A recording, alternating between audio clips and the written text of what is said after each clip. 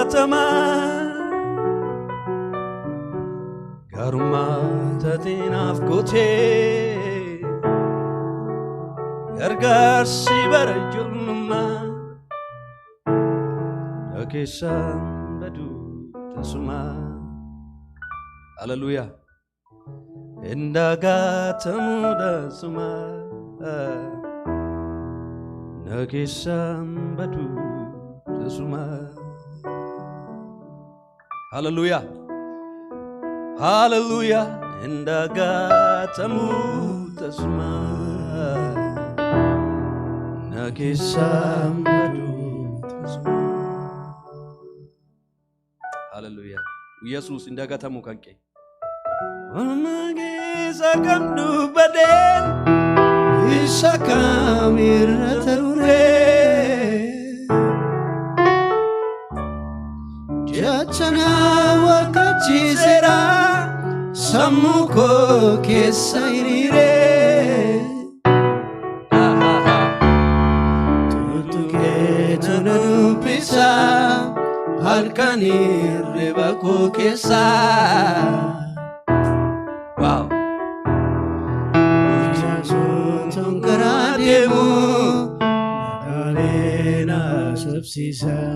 Olmaa kee jedhame olmaa kee Yesuusin harka keessan ol kaasa. Sakabdu badeen isa kamirra ture. Lafa jirtanitti Waaqayyo waaqeffannaa harka keessan ol kaasa. Waaqayyo waaqeffannaa keessa hidha namaa hiika. Fayyina namaaf kenna. Hallelujah. Gadda namarraa kaasa. Waan haaraa ta'a waaqeffannaa keessa. Tuttukee dubbisa halkanii rebakoo keessa. Yesuus. Guyyaa soornaraa deemu nadaabee na sobsiisa.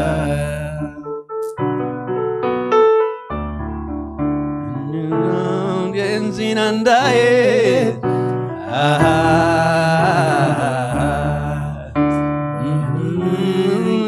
aduma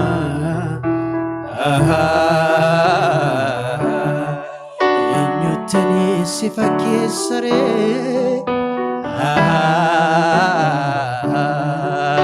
adamu abbanan istil mama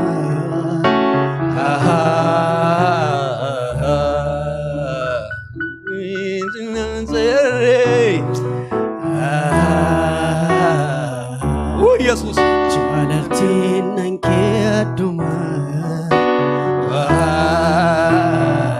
jaalalli Yesuus adda jaalalli Yesuus kanaarra kan abbaarra caala kan haadha manaarra caala kan abbaa manaarra caala kan eenyurra iyyuu caala jaalala bara baraan nu jaallate Yesuus jaalala hin geeddaramne amma lubbuu isaa kennutti jedha sagalee Waaqayyoo biyya lafaa akkasumaan jaallate jedha Yesuus akkasumaan nu jaallate lubbuu isaa amma dabarsee kennutti jaalala bara baraan jaalala yeroo miti jaalala hin geeddaramne jaalala irratti nu hin doomneen sin jaallate saba Waaqayyoo nu jaallate Yesuus kanaaf faarfanna kanaaf waaqeffanna jaalala hin geeddaramne jaalala waadha. Hallelujah.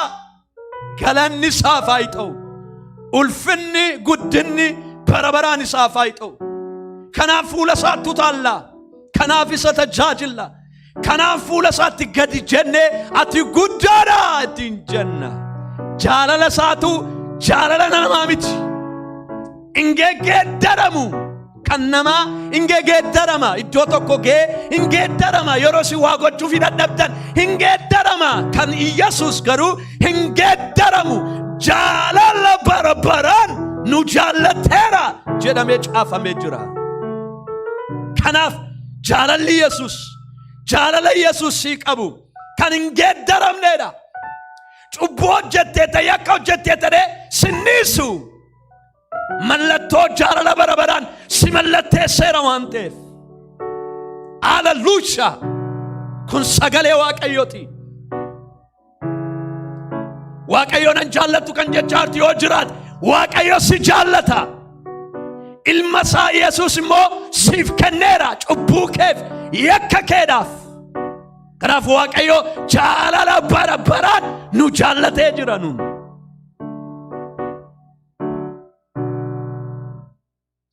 Waaw waaqeffannaa hafuura kee gidduu keenya jiruuf bara baraan eebbifame.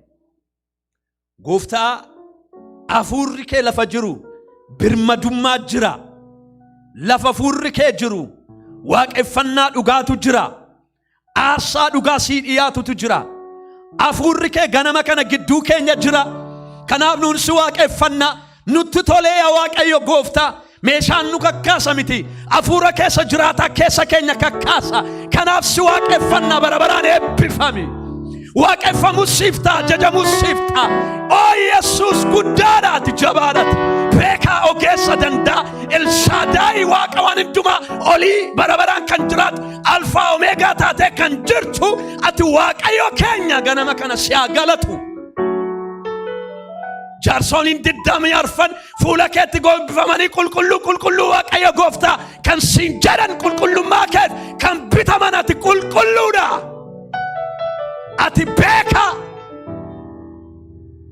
Ati beekaa beektotaati.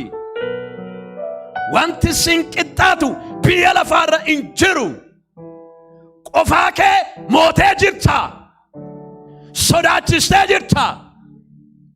Wanta hundumaa gochuu dandeessaati.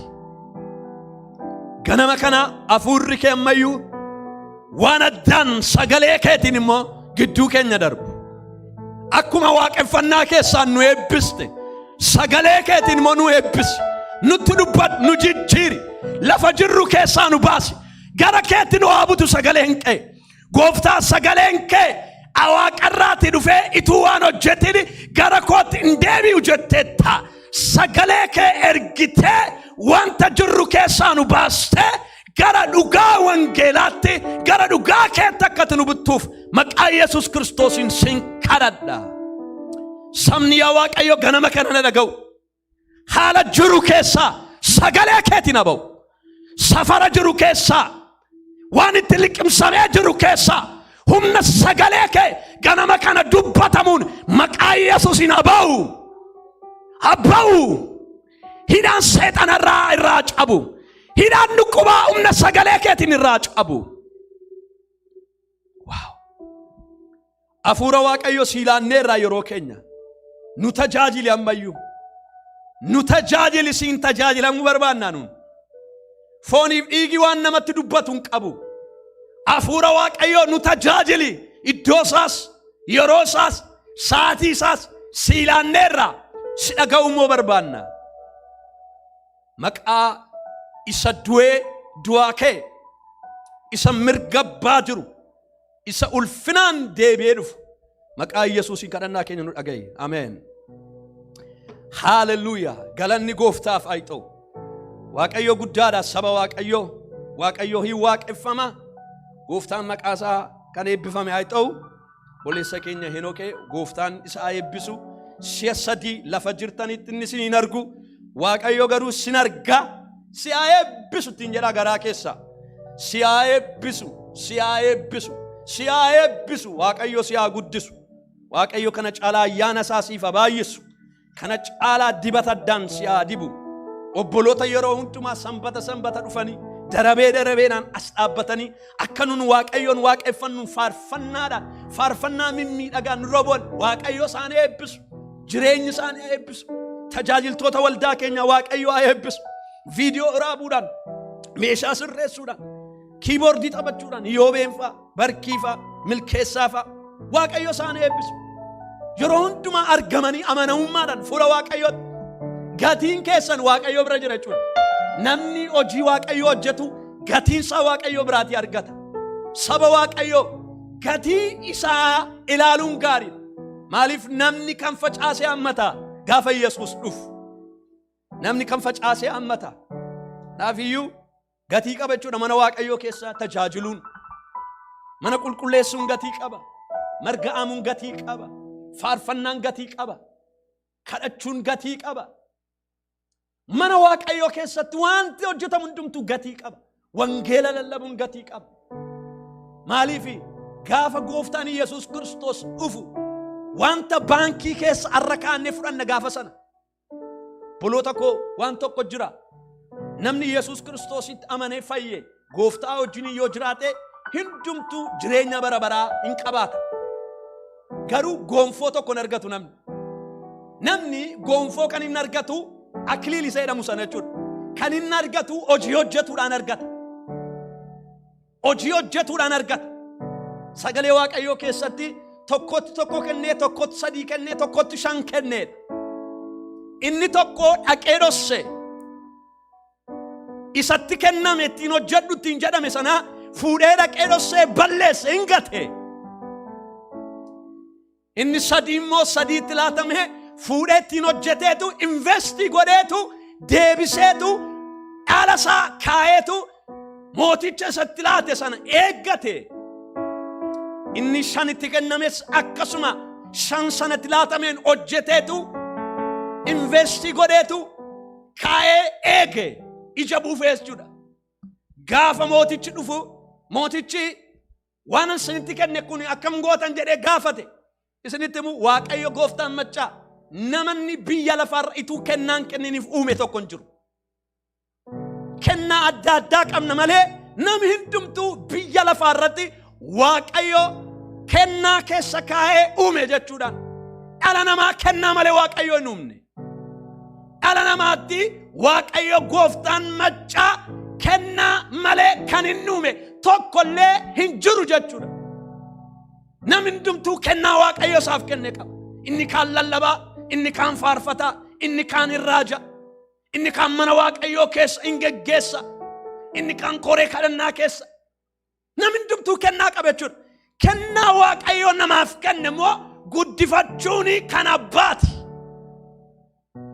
Kennaa Waaqayyo sinii kenne guddifachuun kan abbaati malee Waaqayyo waaqarraa bu'ee siin guddisu jechuudha. Kennaa Waaqayyo sii kenneen hojjettee yoo faarfannaa ta'e faarfannaadhaan, yoo lallaba ta'e dubbii sagalee Waaqayyo dubbifachuudhaan, qayyafachuudhaan, dhaggeeffachuudhaan of guddisuudha jechuudha. Yoo faarfannaa ta'e Waaqayyo faarfannaa akkasii kennu Waaqayyo dura turtee faarfannaa fudhattee barreessuudhaan, faarfachuudhaan, tajaajiluudhaan guddifatta jechuudha. Meeshaa taphachuu yoo ta'e meeshaa taphachuu kee maal goota shaakaluudhaan yeroo hundumaa guddifatta jechuudha. Kanaaf iyyuu kennaa Waaqayyo adda addaa waldaa kiristaanaadhaaf waldaa kiristaanaa akka ijaaruuf kenne jechuudhaan nannasaaf. Kanaaf Waaqayyoon hin galateeffanna. Namoota kennaa adda addaa qaban Waaqayyo nuu kennuu isaatii fi maqaan gooftaa kan eebbifame haa ta'u. Saba Waaqayyoo torban darbee nagaa gooftaan sin gaafadha. Nagaa Waaqayyo sin gaafanne fuura Waaqayyo nu keessa jiru nutti ufu nagaa akkuma inni nu godhee goona. Attam jirtu nagaadha miti hundumti keessan iddoo jirtanitti orri sin arginu yeroo baay'ee kan taane har'a ji'a shan guutaa jirraa iddoo waldaan kiristaanaa maarchi gaafa 15 kaasnee ammarraatti olii nagarree garuu waan natti tolu keessaa waldaan kiristaanaa hin cufamne. Waldaa kiristaanaa kan cufus hin jiru. Waldaa kiristaanaa cufame tun ta'een biildiingii cufame seexanni hin qaanee kanarratti hilleeyyee. Waldaan kiristaanaa laphee koof laphee keessan amma Yesuus Kiristoos waaqarraa dhufee nu fudhatutti biyya lafaa keessa amma jiraannutti Waaqayyoon waaqeffannanu. Eessas mana keenyatti. Waldaan kiristaanaa mana keenya keessa nu ta'e jechuudha. Soofaa keenya irra teenye waaqeffannaa, marcuma keenya irra teenye waaqeffannaa, mana keenya keessa deemaa waaqeffannaa akka Iyyaasuun jedhe jechuudha. Maalee waldaan kiristaanaa cufamuun cufamtu seexannin cufaa yaadee yoo ta'e arrastimna waldaan kiristaanaa banaadha. Keessi keenya banaadha. Afuurri keenya banaadha ammayyuu Waaqayyoon waaqeffachuudhaaf. Kanaaf obboloota koo fiizikaalii garuu tokkummaadhaan akka kanaatti immoo baay'annee ursinee ol wajjin Waaqayyoo waaqeffachuu hin dandeenye jechuudha. Ji'a shan jechuudha. Inni immoo yeroo dhiyootti hin ta'a. Waaqayyo haala hundumaa hin geeddara. Haalli geeddaramee qilleensi geeddaramee baay'annee ursinee. Haaleluyyaa. Ani baay'ee natti tola. Waaqayyoon bifa addaadhaan sabni Waaqayyo deebi'ee ol arga. Horee baay'atee ol arga sabni Waaqayyo waldaatti gaafa deebi'ee dhufu. Afuurattis foonittis dagaagee ol arga sabni Waaqayyo. Kanaaf seexanni qaaneera. Wanta inni yaadee hundumtuu harkatti rukuteera Waaqayyo. Kanaaf yoo ol argina dhiyootti yoo gooftaan jedhe yeroo dhiyoo keessatti waaqayyoon olitti deemine tokkummaadhaan akka waaqeffannu namanna. Amma ittiin garuu jabaadhaa lafa jirtanitti. Biyya lafaarra kan jirtan teessan lafa jirtanitti jabaadhaa waaqayyoo waaqeffadhaa. Sagalee waaqayyoo dubbifadhaa. Yeroo Kiristoositti dhufu hin beeknu waan ta'eef. Inni akkattuutti dhufa waan ta'eef. Biyyi lafaa immoo guyyaa guyyaan geeddaramaa jirti. Biyyi lafaa siistemii ishee biyyi lafaa gara dhumaatti dhufaa jirti. Kanaaf iyyuu yeroon kun yeroo isa durii caalaa gara waaqayyootti dhiyaachuun nuuf ta'udha jechuudha. Qofaatti baranuun itti waaqayyoon tajaajilu, waaqayyoon waaqeffachuu, shaakaluu qabnu jiraannaan amma obboloota ko. Maaliif baranuun fuuldura keenya jiru sinitti nima sagaleen waaqayyoo akka dubbatutti Phaawulos Xiimotewositti akka jedhe bara hamaan akka dhufu bari'edha. Meejjoo sana sinii dubbisa akka jedhe ijoo sana lallabuu barbaadeemti keessa koo dhufe garuu. Maal jedha beektu yeroo tokko namni bara akka salphaatti ilaala, bara akka salphaatti hin ilaalina. Akka jedha gara ergaa Xiimotewos lammaffaa boqonnaa 3 lakkoofsa 1 akka jedha Phaawulos Xiimotewositti dubbata.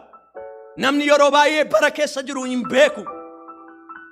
Bara dhufaa jiru bara salphaa miti amantootaan dhaggeeffadhaa. Bara orra waaqayyoo duwwaa wajjiniin jiraatan duwwaatu cabsee keessa darba.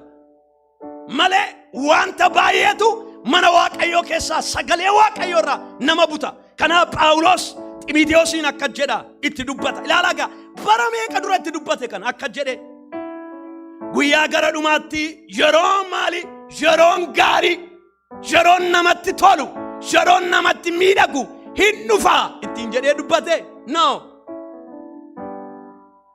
Xiimotewosiin gorsa Phaawulos maal jedhee gorsa? Guyyaa gara dhumaatti yeroon sodaachisaa akka dhufu hubadhuu jedhe. Guyyaan sodaachisaa, guyyaan nama raasu yeroo kam? Guyyaa dhumaatti, bara dhumaatti deemaa jirra. Achuma siqaa jirra. Ammuma umuriin keenya biyya lafaatti deemutti bara nun itti deemaa jirru bara dhumaati. Saba waaqayyoo milikkita bara dhumaa sagalee waaqayyoo dhaqaa ilaalaa. Tokko lafaa macaafni qulqulluutti hin dubbanne hin jiru. Bara dhumaa irratti waan ta'u milikkita bara dhumaa waldaa waaqayyoo dammaqi. Ituu raftu waaqayyoo akkasitti hin dhumne. Yesuus ituuti rafaa jirtu yeroon qaba jettee yerootti irriba keessa jirtu Kiristoos deebi'ee akkas hin dhumneef dammaqi irriba keessaa ka'i. Yerootti fuuldura kee jiru yeroo hamaa yerootti waaqayyoon qabattee kee darbuu duwwaa dandeessu keessa jirtu.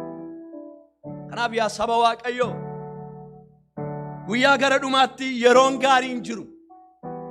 Isa gaarii ta'e qabattee garuu isa hamaa ta'e keessa darbuu dandeessa. Irraan deebi'a ishee kana. Barri gaarii hin taane keessatti isa gaarii ta'e Yesuusin qabattee bara hamaa jedhamu keessa garuu darbuun hin danda'ama. Hin danda'ama.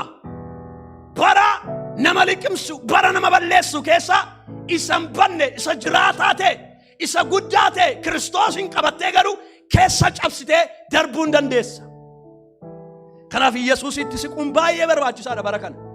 Sagalee waaqayyoo dubbifachuun yoricha beekuudhaaf sagalee waaqayyoo beekuun baay'ee barbaachisaadha jechuudha.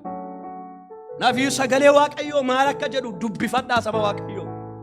Kanaachi hamaadha barichi. Maal jedha beektu iddoo tokkotti baay'ee na dhibaa. Waa'ee bara dhumaa qayyafachaan jira waan an ta'eef yoo waaqayyoo jedhe yeroon fixu hin baranna waa'ee bara dhumaa. Bara dhumaa irratti jedha sagalee waaqayyoo Maatiyos keessatti sabni saba irratti kaa'edha. Mootonnis mootota irratti kaa'edha. Maal jedha sochiin lafaan dhufaa'edha. Milikkitootaa'edha kun. Akka dubartiin yeroo da'uudhaaf ciniinsfattuuti malee da'umsi ishee ga'ee miti jechuudha. Dubartoonni da'uu dura hin ciniinsfatu. Milikkita adda addaa argu jechuudhaan. Torban tokko torban lama yeroo hafuuf jedhu milikkita adda addaa argu. Amma guyyaan isaan da'uuf jedhaniti. Sagalee waaqayyoos kana jedhaan. Kana jechuun garuu miteedha. Hello saba waaqayyoon dhaggeeffadhaa. Wangeelli Kiristoos Yesuus sadurii caalaa lallabamaa jira.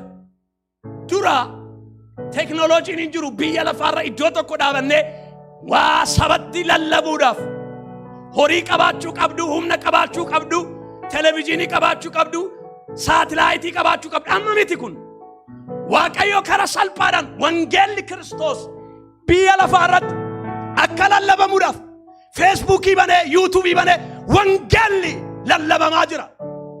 Uumama hundumaatti lallabamaa jira. Saba koona dhaga'i. Wangeelli Kiristoos yeroo inni lallabamee dhumu namni hundumtuu yeroo Kiristoos Yesuusiin fayyisaa lubbuu isaatii yemmuu akka ta'e hubatu Kiristoos hin dhufa. Responsibility kana immoo waldaa Waaqayyootti kenne Waaqayyo.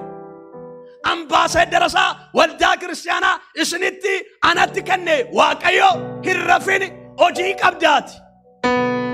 Hojiin kee immoo wangeela lallabuu, barsiisuu, dhugaa ba'uudha. Eenyutti? Saba dukkana keessa jiru, saba gaddaa jiruuf, saba bo'aa jiruuf wangeela akkati dubbattuuf Waaqayyo si waame. Akkati boossuun miti warra boonee wajjin, akkati gaddituun miti warra gaddanii wajjin wangeela dhugaa isa ta'e, abdii jireenyaa isa ta'e Kiristoosiin akkati dubbattuuf Kiristoos biyya lafaa kee si waame. Lallabuu qabda, dubbachuu qabda. Abdiin jira obboleessi keenya sana. Abdiin jira Yesuus bira. Hallelujah. Wangeela abdii lallabna nun. Kanaaf yaa saba Waaqayyoo bara dhumaa kana keessatti wangeela abdii isa ta'e Yesuus isa ta'e lallabna jechuudhaan. Lallabni keenya waan gabraa miti. Kanaaf Phaawulos maal jedha? Nuuni jedha isa fannifame isa du'e maal goonaa jedha? Lallabnaa jedha. Lallaba gabraan qabnu jedha. Dubbii gabraan qabnu kanuun qabnu isa du'e du'aa kee isa mirga abbaa jiru isa deebi'u Yesuusiin lallabnaa jedha. Lallabni waldaa kiristaanaa dhugaa boomsi waldaa kiristaanaa isa du'e du'aa kee ilma Waaqayyoo Yesuusiidha. Hallelujaa. Hin qabdu waldaan qabira. Mishiinii hin qabdu waldaan qabira. Mishiinii isheen biyya lafaarra jirtu isa du'e du'aa kee ilma Waaqayyoo Yesuusiin akka isheen dubbattuudhaaf. Isa dubbadhaa. Eessatti dubbadha kan jettaniif immoo isinitti hima. Lafa hojii keessanitti Kiristoosiin dhugaa ba'a. Afaan dandeessaniin dhugaa ba'a. Hin dhufa Yesuus qalbii diddiirradhu jedha namaan. Dhalootatti dubbadhaa, dhalootatti labsaa. Calin jedhinaa obboloota koo. Nu gaafata gaafa Yesuus deebi'ee dhufu nu gaafatamna. Deebii laanna. Maaliif abalutti wangeelan dubbanne gaafa jedhamu si gaafatamta hin dubbatta. Maaliif akka irra lallabaan jirre dubbachaa hin jirre kun hojii paasteriiti, kun hojii wangeelaawiti, kun hojii jaarsoliin hin jiru gaafa sana. Wangeela Kiristoos dubbachuudhaaf hunduma keenyatu waamame. Wangeela fayyinaa lallabuudhaaf hunduma keenyatu waamame. Waamicha nama tokko duwwaaf hin laatamne wangeela dubbachuun hundumtuu jireenya isaatiin lafa jiraatutti, lafa hojjetutti wangeela Kiristoos jireenya isa ta'e dhugaa ba'uu qaba. Kana mishiinii waldaa kiristaanaa biyya lafaa irratti. Mishiiniin keessan kana saba Waaqayyoo. Kanaaf iyyuu Kiristoos Yesuus akka dhufu hin barbaaddu taanaan mishiinii kana raawwachuu qabna hundumti keenya. Wangeela kana dhugaa ba'uu qabna jechuudhaan Waaqayyo kanaaf nu haa gargaaru. Wangeela dhugaa ba'uu akka dandeenyu nu haa gargaaru Waaqayyo. Gara wangeelaatti immoo nu haa deebisus Waaqayyo. Hallelujah, amen. Wow. Fuuri qulqulluu gidduu keenya jira. Nu tajaajilaa jira Waaqayyo. Boloota koo saba Waaqayyo torban darbe rakkina keessatti abdiin Yesuus bira jira isa jedhu irratti dubbachaa ture. Amma susumatti fufeen dubbadha. Rakkina keessatti abdiin iddoo gabraan jiru iddoo gabraan ilaalina. Ija keessan gaarotarra, mukootarra, guguddotarra kan gootan yoo jiraattan misraachoon sinitti hima. Of hin goyyoomsina. Abdiin rakkina keessatti, gaaffii keessatti warra Yesuusitti amananii isa wajjin jiraataniif Kiristoos duwwaarra jira. Ameen. Kanaaf sagalee Waaqayyoo har'a olii wajjin ilaallachuudha. Torban darbe Yohaannis boqonnaa 2 ilaalleerra. Har'a immoo macaafa qulqulluu Isaayyaas raajicha baafannan numti keenya. Isaayyaas raajicha boqonnaa 49. Raajii Isaayyaas boqonnaa 49 lafa jirruutiin dhumti keenya hin baafanna macaafa qulqulluu. Lakkoofsa 13 isa kaasee jiruun dubbisa. Hin baafannaan raajii Isaayyaas boqonnaa 49 lakkoofsa 13 akka jedha saba Waaqayyoo. Waaqayyoo saba isaa waan jajjabeessuudhaaf warra gadanamoos waan oowuudhaaf yaa bantii Waaqaa faarfadhu, yaa lafaa gammadi. Akka jedha lakkoofsi 13 Waaqayyoo saba isaa maala waan godhuudhaaf waan jajjabeessuudhaaf. Obboloota koo saba Waaqayyoo namni jajjabina barbaachuudhaaf fi jajjabina argachuudhaaf waan baay'ee godha. Namni gadde, namni abdii kutate, namni gaaffii qabu gaaffii sanaaf deebii argachuudhaaf waan baay'ee godha, waan baay'ee hojjeta. Iddoo kanatti garuu Isaayyaas maal jedhee dubbata? Israa'el rakkina keessa ture yeroo kanatti. Abdii kutannaa keessa ture, garbummaa keessa ture, bitamee ture. Waan baay'een Israa'elitti gaaffii ta'ee jira. Wantoonni hin deddeebineef waan baay'ee jira Israa'eliidhaaf. Garuu maal jedha namni Waaqayyo? Waaqayyo saba isaa waan jajjabeessuuf saba isaa warra maali? Warra Kiristoos Yesuusitti amananii fayyan, warra wangeela Kiristoos dhaga'anii Kiristoosin fudhatan Waaqayyo waan jajjabeessuuf jajjabina barbaaddu. Saba Waaqayyo jajjabina barbaadda. Jajjabinni kee Waaqayyo bira jira. Kanaaf namni Waaqayyo waan isaan jajjabeessuuf waan garaa isaaniif oowuu fedha. Jajjabeessuu oowuu ilaala waan lama dubbata. Hin jajjabeessaa inoof jechuudha. Nama maaliif jajjabaata? Nama gaddee jajjabaata. Nama gaaffii qabutu jajjabaata. Aizoo hin darbaa. Aizoo rakkinni kun akka kanaatti nafu. Jabaan kan jedhamu nama jajjabina dhabee jechuudha. Sagalee Waaqayyoo keetti iddoo gabramadha. Akka jedhu Raahel jajjabaachuu dadhabdee jedhan. Waa'ee maaliif? Waa'ee ijoollee isheetiif. Dhumaatii ijoollee isheetii argitee jajjabaachuu dadhabdeedha. Namni yeroo gaddii sarra ga'u, yeroo namni jalaa du'u, yeroo firri jalaa du'u, yeroo maatiin jalaa du'ani jajjabaachuu dadhaba. Namni immoo dhaqeetu aizoo jabaan ittiin jedha. Iddoo kanatti garuu neeshiniitu gadde. Israa'el neeshiniidha. Saba baay'eetu gadde. Nama tokko miti, nama lama miti. Kanaaf saba kana hundumaaf garuu jedha sagalee Waaqayyoo jajjabina kan ta'uu danda'u Waaqayyoodha. Waaqayyo jajjabina isiniif haa ta'u ganama kana.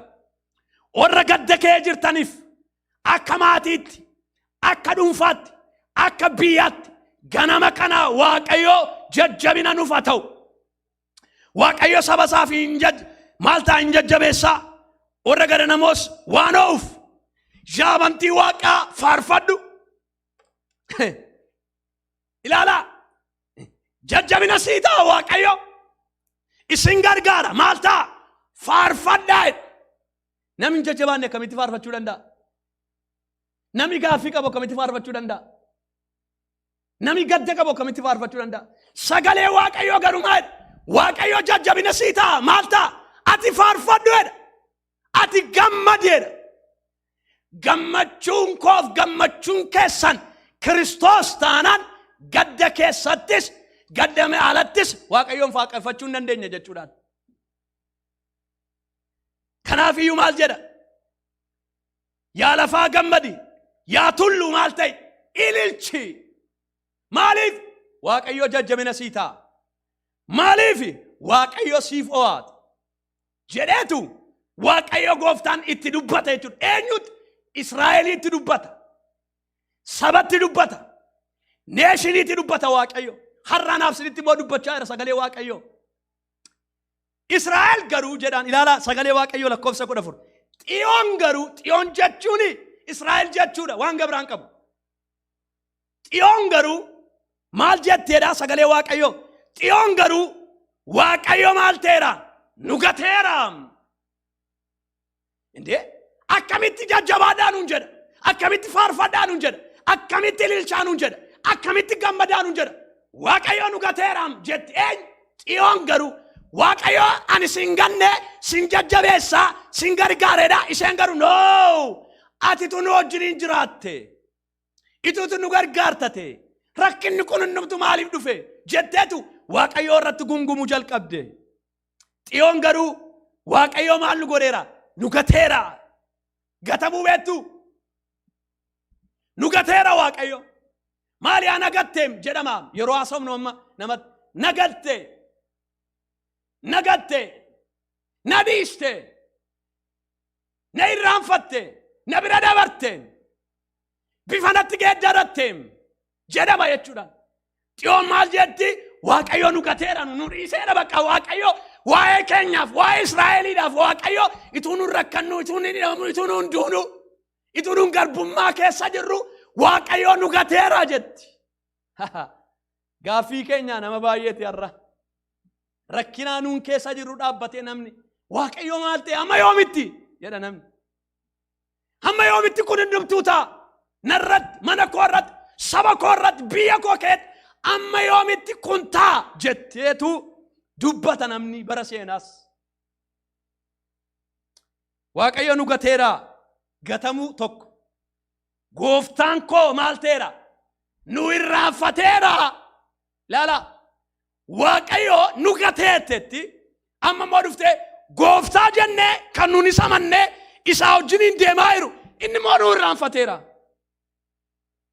maali ana irraanfatte moo jedha namni tokko nama yeroo dubbisu na irraanfatte na yaadattu ijoollummaa kaasnee wajjin guddanne kwaasii xamannee wajjin guddanne dhoqqee xamannee wajjin guddanne waan baay'ee goone wajjin guddanne na irraanfatte yeessin irraanfatte hin jijjiiramte hin furdatte hin guddatte bifa kennatti geeddarame kanaaf si irraanfadhe jedha namni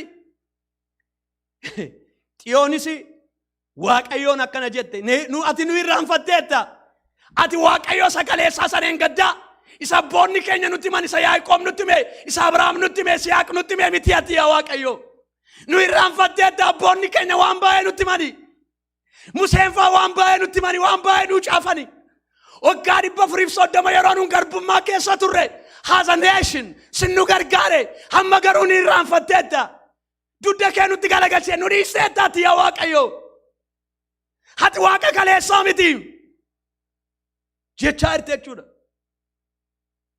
saba waaqayyo har'a akka jenna nuun waaqayyo nu irraanfatteetta kaleessa laga baay'ee naa wajjin hin deemte yaa waaqayyo as geessee nagatte yaa waaqayyo as geessee na irraanfatte waaqayyo nama irraanfatu hin qabu namni garuu waaqayyo irraanfata har'a isinitti himaa namni nama irraanfachuu danda'a namni waaqayyoon irraanfachuu danda'a waaqayyo garuu baroota keessatti nama irraanfatu yerootti waaqayyo cal jedhu garuu jira yerootti waaqayyo cal jedhee nama ilaalu jira maaliif yeroo namni waaqayyo irraa dudda isaa galagalchu anatu kana godhate anatu akkas ta'e kanaaf kunnaatee kanaaf jireenyi natti bareede kanaaf yeroo nun jechuu jalqabnu waaqayyo cal jedha afaan qabata waaqayyo maal akka jedhe beektu Museen Israa'eliidhaan yaa Israa'el jedhe yeroo biyya kakuu waaqayyo si gale sanatti galtutti jedhe waaqayyo huumaa kee maalin ta'in jedhe in irraanfatin jedhe in irraanfatin maaliif hin irraanfata Israa'el waaqayyoon in irraanfata waaqayyo garuu barannitti Israa'eliin irraanfate macaafa qulqulluu keessaan dubbifan waaqayyo naman irraanfatu saba waaqayyo naman irraanfatu nun garuu waaqayyoon irraanfanneerra waaqayyoon irraanfanneerra waaqeffannaa kaleessaa irraanfanneerra amanannaa keenya kaleessaa irraanfanneerra Deddeebiinuun kaleessa waaqayyo wajjiniin qabnu irraanfanneera. Har'a humna keenyaan kana gochuu dandeenya. Nuun akkasii keessa jirra nuun. Isinitti himaa deebi'aa gara waaqayyootti. Waldaan kiristaanaa deebi'uu qabdi gara wangeelaatti. Wangeela Yesuus Kiristoos isa itti kenname amanachuu qabdi. Humna ishee, qabeenyaa ishee, dandeettii ishee, yeroo isheen amanachuu jalqabdu. Waaqayyo cal jedha yeroo sana. Fixadhu jedhaan. Fixatteettaa osiin jedha waaqayyo. Cal jedha waaqayyo. Waaqayyo cal jechuu waaqayyo gaarii miti. Cal jechuun waaqayyo gaarii miti. Waaqayyo saba keenya irraanfateera jedhama tokko tokko. Waaqayyo saba Oromoo irraanfatu.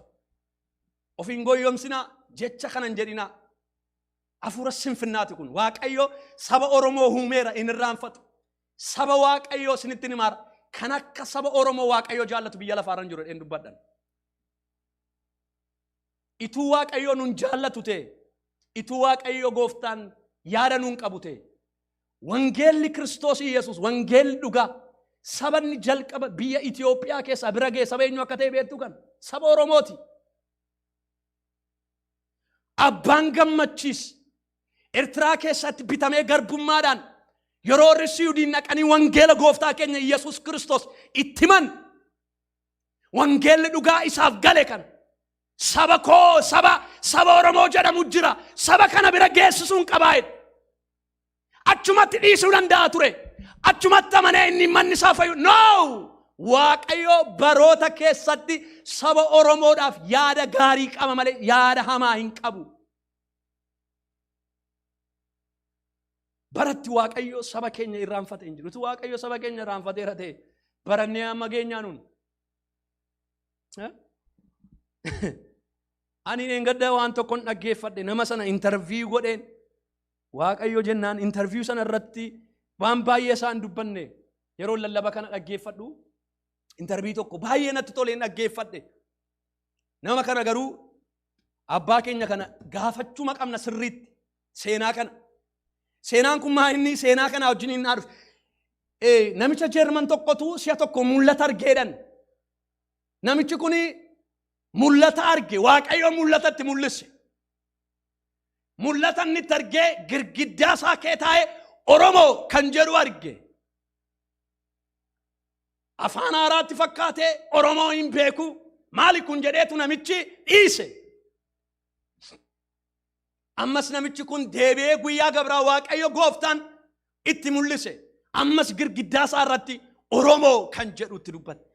Innaan hiriyoota isaa gaafatee dhaqe. Maa inni sabni Oromoo jedhamu tokko jira waaqayyo saba jedhee natti dubbata jedheetti dubbate. Namichi kun nama Jeerman hin beeku saba Oromoo. Saba waaqayyo nun beeku nu irraanfateera hin jedhin yaada qaba waaqayyo nu wajjiniin.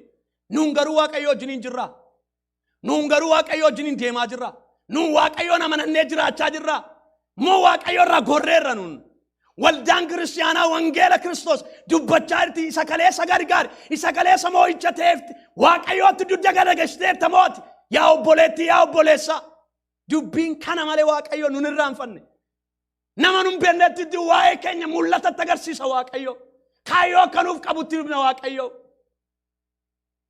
Namichi kun eeyyee sabni akka jedhamu East Afrikaa keessa jira Oromoo kan jedhamu jedhe. Chibooda namichi kun maaloo nama biyya sanaa barbaadaa jedhe namicha tokko argate jedhama. Ani interview sana dhattanii akkasiin ilaaltan hin barbaada. Mo'aa TV irra jira. Yaa saba waaqayyo na dhaggeeffadhaa. Waaqayyo yaada nuuf qabanuuf. Waaqayyo saba keenya hin irraanfanne. Ashuuriin ta'a. Saba koo hin irraanfatu waaqayyo. Saba uume hin irraanfatu waaqayyo. Saba isa waaqeffatu hin irraanfatu waaqayyo. Yes challenge jira. Yes rakkinni jira. Yes gidiraan jira. Waan baay'ee kee darbuu danda'a. Israa'eliyyuu waan baay'ee kee darbeera. As a nation. Waaqayyo Abrahaamitti dubbatee saba guddaan si godhaa. Sin eebbisa ittiin jedheera. Garuu Israa'el waan baay'ee kee darbe. Rakkina baay'ee kee darbe. Rakkina baay'ee kee darbuu jechuun waaqayyo nu irraanfatee miti. Xiyoon garuu waaqayyo nu gateera. Waaqayyo gooftaan nu irraanfateera jette. Isheni waaqayyo nu gateera waaqayyo nu irraanfateera itu waaqayyo nu wajjiniin ta'e rakkinni kun innumtu eessaa nutti dhufa itti yaaddammati Dhiisi maaliif faarfatta maaliif tajaajilta maaliif lallabta. Amma yoomitti gooftaa wajjin hin deemne. Amma yoomitti waaqayyo irratti jilbeenfattee waaqayyo nu gargaari jette. Waaqayyo akka nu gateera. Nu irraanfateera minni. Jecha keenya geeddaru waaqayyo ganama kana. Waaqayyo jecha keessan geeddaru saba waaqayyo. Saba koo waaqayyo nun ganne. Nun irraanfatus. Ana jedha miti wangeela jedha. Nun irraanfatu waaqayyo. Dhugaa waaqayyo isinitti hima. Waaqayyo saba Oromoon irraanfanne. Yaada guddaa qabaaf saba kanaaf. Ilaa akka jedha. Lakkoofsa 15. Waaqayyo immoo deebisee Xiyoonitti dubbata. Haati micaashee isa harma hodhu irraanfachuu hin dandeessi jedhe. Laala akkatti waaqayyo fakkeenya fudhatee dubbata. Haati micaashee isa harma hoosistu sana. Ilaala waa'ee haadhoonni na dhaggeeffadha. Waa'ee harma hoosisuu abbootaaf galuu dhiisuu hin danda'a. Haadhoonni garuu harmi isaanii yeroo guutuu maal yaadatu yeroo hundumaa harma koonna nyaachaa jira. Micaa koo maal ta'uu hin qabeedhu. Hoosisuu hin qabaayedhu. Waaqayyo maal jedhe laala yeroo guutu yeroo hundumaa waa'ee harma isaanii yeroo yaadan micaa isaanii isa mana jiru. Lafa hojii yoo jiraatan mana namaa yeroo dhaqan mana gaafachuu yeroo dhaqan micaan koo dheeraa harma dheeraa irraa jetti. Haadhi maaliif garaan ishee micaa ishee wajjiniin ol qabateera. Waaqayyo maal jedhe haadhi micaa ishee isa harma hodhu irraanfachuu dandeessi jedhe. Naa deebisaa irra haadhota kan taatan guyyaa tokko ijoollee keessan yeroo isin itti irraanfattan jira. Fuudhee dilloomee mana yoo qabate ijoollee yoo horate hamma biyya lafaa kanarra jiran haadhonni ijoollee isaanii irraanfatan. Tasumaan irraanfatan. Akka micaa xinnootti ilaalu yeroo hundumaa. Aballeessus haadhiisus agargaarus hin gargaaninis micaan haadhaa micaamaa yeroo hundumaa. Kana waaqayyo kan dubbate. Irraanfachuu dandeessi. Xiyoon. Irraanfachuu dandeessi. Jedhee waaqa har'a sin gaafachaa jira na gaafachaa jira. Haadhonni kana gochuu danda'uudha. Micaashee isa ofii deesseef maalin taatuudha. Hin hooyitu. Hin irraanfatti. Micaasheedhaaf hin hooyitu haadhi. Hin hooyitu. Waaqayyo maal jedha hin hooyitu. Hin irraanfatti. Haati isheen biyya lafaarraa yoo dadhabina baay'ee qabdu. Utuma isheen isa irraanfatte iyyuu ilaala. Haadhi irraanfachuu hin dandeessu. Garuu rakkina irraan kan ka'e rakkina isheen cimaa itti ta'e irraan kan ka'e yooma isheen illee irraanfatte dingatuma.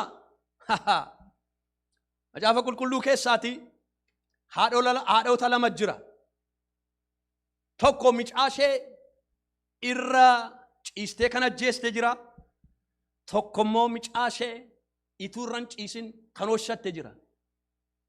Haadhi isheen ajjeesse sun sinfinnaa qabdi ta'a. Isheen kun garuu arakkattu malee abeeressu malee ofii waan nyaattu adhabdu malee micaasheedhaaf iddoo guddaa godhatteef. Saba waaqayyo kan kanatti fakkeenya fudhatee dubbachaa jira. Micaashee isa ofii deesseef hin hootuure. Ituu isheen isa irraanfatte iyyuu ani matumaa maalin ta'uudha? Sin irraanfadhu jedha. Ani matumaa sin irraanfadhu. Waaqayyo naman irraanfatu. Haaleluyyaa. Waaqayyo naman irraanfatu. Saba koo waaqayyo naman irraanfatu. Na irraanfateera kan jechaa jirtu. Nagateera kan jechaa jirtu. Waaqayyo sin irraanfatu. Singatu. Ati garuu waaqayyoon irraanfatteetta. Jireenyi sitti tolee ijoollee horattee jireenyi mana kee keessaa sitti to'ennaan waaqayyoon irraanfatteetta moo waaqayyo wajjin deemaa jirta tar? Jalqaba jireenya kee waaqayyoon godhatteetta. Mana kee keessa waaqayyoodha tokkoffaan. Eenyu tokkoffaan har'a? Eenyudha mana kee keessa tokkoffaan jireenya keeti? Waaqayyo isa kaleessa yeroo dhaba kee si eebbisee akkati argattu si godheedha. Waaqayyo isa yerooti kaleessa fayyaa dhabde fayyaa si kenneedha arras. Moo Waaqayyootti dudda galagalchiteetta. Anoo sin irraanfadhu siin jedha innoo sagalee isaatiin. Anoo sin dagadhu siin jedha innoo sagalee isaatiin. Ati garuu Waaqayyoon dagatteetta moo Waaqayyo wajjiniin amanamummaadhaan deemaa jirta. Sin dagadduan ani matuma isin irraanfadhu. Lakkoofsa 16 kunoo ani barruu harka kootii irratti maal siteera si caaffadheera. Haleluyaa. Ati na irraanfata jette ani garuu jedhe Waaqayyo barruu harka koo irratti si caafee hin jiraam. Wanta barruu harka ofii irratti caafanii in irraanfatan. Waaqayyo barruu harka isaa irratti nu caafatee jira. Nu irraanfachuu hin danda'u. Maaliif? Karaa Kiristoos Yesuus Waaqayyo lammaffaa nu godhateera waan ta'eef. Karaa Kiristoos Yesuus lammaffaa dhalanneerra waan ta'eef. Waaqayyo nu irraanfatu. Gatiidhaan bitamne waan ta'eef. Gatii dhiigaan nurra jira waan ta'eef. Waaqayyo nu irraanfatu. Nun garuu Waaqayyo irraanfanneerra moo Waaqayyo wajjiniin akka kaleessaa akka dheengaddaatti deddeebi'aa jirra. Deemsi keenya maal fakkaata? Jireenyi keenya maal fakkaata? Aasaan keenya maal fakkaata? Olmaan keenya maal fakkaata? Maal fakkaanna saba Waaqayyo? Waaqayyo duratti maal hin fakkaadhan? Nama duratti kiristiyaana dhugaa, amanaa dhugaa, amanaa Waaqayyo wajjiniin jiru fakkaachuun hin danda'a. Nama waan ta'eef goyyomsuun hin danda'ama. Waaqayyoon goyyomsuun hin danda'amu. Waaqayyoon goyyomsuun hin danda'amu. Waaqayyo akkana jedhe ani barruu harka koo irratti si caaffadheera. Killaa kee dhagaadhaan ijaarame yeroo hundumaa fuula kee dura jira. Lakkoofsa 17 akka jedha. Warri si diiguu si balleessuuf dafanii si keessaa maal ta'u hin ba'u. Maqaa Yesuusin hafuura kee inni diiguu dhufe maqaa Yesuusin diigamu. Inni jireenya kee diiguu dhufe. Inni mul'ata kee diiguu dhufe. Inni nagaa kee booressuu dhufe. Maqaa Yesuusin ganama kana diigamu. Hafuurri abbaa ormaa diigamu. Hafuurri seexanaa diigamu. Hafuurri Lucifer maqaa Yesuusin diigamu. Warri si diiguu si balleessuu dafanii si keessaa maal ta'u hin ba'u dafee hin baasa si keessaa hin diigamtu jedhamu. Si diiguu barbaadu si hiiruu barbaadu sin diiganeedha Waaqayyo. Maaliif? Harka koo irratti maal siteera si caaffadheera. Akka jedha ijoolleen kee warri si ijaaran immoo ariitiidhaan gara kee maal ta'u hin deebi'u. Waaw! Ijoollee kee warra dargaggoota warra humna haaraa qaban maal ta'uudhaaf si ijaaruudhaaf diigamtee tataa siiraniiru ta'a. Garaagarsi baas ani garuu ijoollee dhaloota haaraan kaasaa. Waaqayyo dhaloota haaraa kaasee nu ijaaramma maqaan isaa eebbifamu. Dhaloota haaraa kaasee dhaloota shunkurtii nyaanne, dhaloota qullubbii hin beenne, dhaloota garbummaa hin beenne, dhaloota lafa onaa keetti dhalatan, rakkina keessatti dhalatan kaasee Waaqayyo ittiin nu ijaara. Haleluuyaa! Kana jedha sagalee Waaqayyooti. Dhaloota haaraa nan kaasa kan si ijaaru. Ijoollee haaraa kaasa kan si ijaaru. Warra yeroo hundumaa garbummaatu hin ta'in birmadummaa dubbatan. Haleluuyaa! Nan kaasaa jedhe Waaqayyo. Akaasu nuuf isarra. Akennu nuuf isarra. Nu keessaa dhaloota haaraa kaasu Waaqayyo. Dhaloota haaraa saba isaaniitti sagalee abdii dubbatan akaasu. akaasu maqaa Yesuusin ijoollee keenya nuuf akaasu Waaqayyo. Hallelujah. Lakkoofsa 18 ol jedhiitii naannoo kee maal ta'e ilaalee gad hin jedhin. Sabni garbummaa keessa jiru yeroo hundumaa kee deema. Gadecha rakkina keessa Waaqayyo no gad hin jedhin jedhe ol shaqqadi deeme jechuu isaatiin. Sitta tolu jechuudha. Sinitta tolu maqaa Yesuusin ganama kana. Saba koo yeroo gadi jechuu keessaa yeroo ol jechuun hin dhufa. Hin dhufa dhugaan sinitti hima. Waaqayyoon fida bara akkasii. Bakkeedhe Waaqayyo ol jedhi maal kee ilaale naannoo kee ilaale ol jedhiiti. Ijoolleen kee hundinuu walitti qabamanii gara kee maal ta'u hin dhufu. Hallelujah. Orri kan kee ta'ani walitti qabamanii fagoorraa dhiyoorraa Waaqayyo isaan gargaareera. Waaqayyo isaan oolcheera. Waaqayyo nu gargaareera. Waaqayyo nuuf loleera jedhanii hin dhufu. Ati garuu ol jedhi ilaali jedhe. Maqaa Yesuusin barri fuuldura keenya jiru, jii fuuldura keenya jiru bara akka sabaatti, akka maatiitti, akka dhuunfaatti, akka waldaatti ol jennee dhaloota Waaqayyoo gara keenya fidaa jiru ilaallu nuuf haa ta'u. Maqaa Yesuusin nuuf haa ta'u. Bara ol jechuun siniif haa ta'u obboloota ko. Bara gade jechuu keessaa bara ol jechuu, bara gadduu keessaa bara gammachuu, bara salphinaa keessaa bara moo'ichaa, bara moo'ichaa keessaa bara kolfaa Waaqayyo nuuf haa kennu. Wangeela takkeedha gara kennuufu. Dhugaan Waaqayyo isa jiraataadha. Hallelujah. Ani Waaqayyo isa jiraataadha. Ani isa bara baraan jiraatudha. Ani alfaa, ani omeegaadha. Barri nan geeddaru, yeroon nan geeddaru, waan an jedhe nan godha.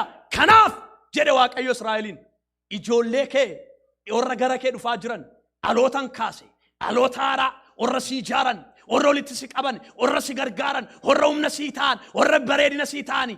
Ati maal ta'i ol jedhi ilaali. Hallelujah. Bara ol jechuun nuuf haa ga'u Waaqayyo. Saba koo bara ol jechuun nuuf haa jira. Hin fida Waaqayyo. Waaqayyo anaman hin fida. Kana dubbadheen fixa baay'ee natti tola. Lakkoofsa 18. Ati hunduma ilaala dhugaan Waaqayyo isa jiraataadha. Ati hunduma isaanii akka maalii godhataa? Akka midhaan mi'a miidhaginaa hin naqatta. Hashuu. Maal jedhe Waaqayyo?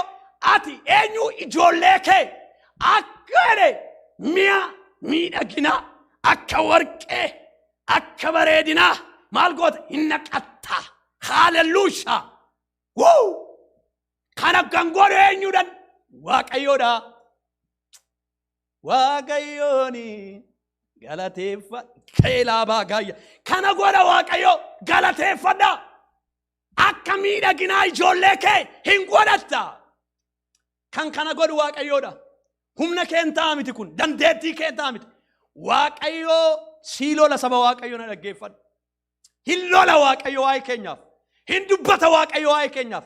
Hin kaasa nama Waaqayyo waa'ee keenyaaf.